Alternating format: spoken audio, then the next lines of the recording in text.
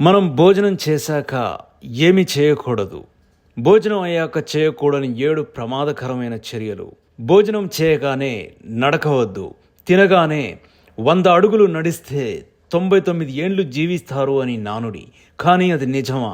నిజంగా ఏమిటంటే జీర్ణ ప్రక్రియలో మనం తిన్న ఆహారంలోని పోషకాలను మన నడకతో ప్రతికూల చర్య వలన శరీరం గ్రహించలేకపోతుంది. పాయింట్ నెంబర్ 2, భోజనం చేయగానే పడుకోకూడదు. భోజనం చేయగానే పడుకోవటం వలన జీర్ణక్రియ సక్రమంగా జరగదు. ఇందువలన జీర్ణకోశ వ్యాధులు, గ్యాస్ట్రిక్ మరియు ఉదరకోశ సమస్యలు ఏర్పడతాయి. కాబట్టి కొద్ది సమయం తర్వాత పడుకోవాలి. పాయింట్ నెంబర్ 3, భోజనం చేయగానే పళ్ళు తినకూడదు. భోజనం చేయగానే ఫ్రూట్స్ తినటం వలన కడుపు ఉబ్బరం అవుతుంది. కాబట్టి ఫ్రూట్స్ని భోజనానికి గంట ముందు లేదా 1-2 గంటల తర్వాతనైనా తినొచ్చు. పాయింట్ నెంబర్ 4, టీ త్రాగరాదు. టీలో ఆమ్ల గుణాలు ఎక్కువ. కావున మనం తిన్న ప్రోటీన్ కలిగిన ఆహారంతో ఆమ్లాల చర్య జరిగి జీర్ణక్రియలో సమస్యలు రావచ్చు.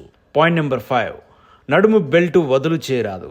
తినంగానే నడుము బెల్టు వదులు చేయటం కారణంగా తిన్న ఆహారం సులువుగా ఒక్కసారి కిందకు జారి ప్రేగులు మడతబడటం లేదా మూసుకుపోవడం కావచ్చు.